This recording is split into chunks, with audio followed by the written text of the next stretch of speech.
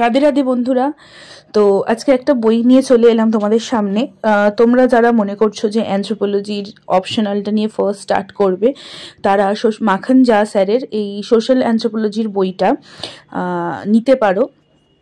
এই রিভাইজ এডিশনটা নিও, খুব ভালো একটা বই এবং খুব বেসিক্স থেকে স্টার্ট করেছে।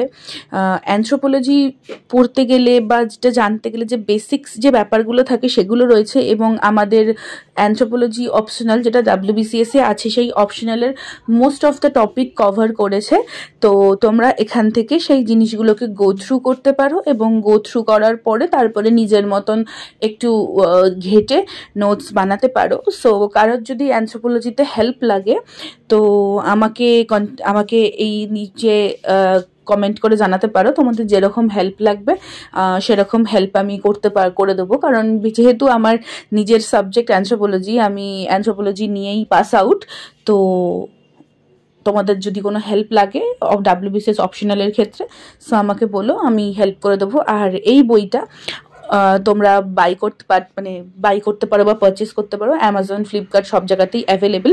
দেখে নাও, মোস্ট অফ দ্য টপিক আমাদের এখানে কভার করা রয়েছে। সো আজকের জন্য এইটুকুনি। তো চলো, আবার পরের ভিডিওতে তোমাদের সাথে দেখা হবে কোনো নতুন বই বা কোনো অন্য গল্প নিয়ে। আজকের জন্য টাটা।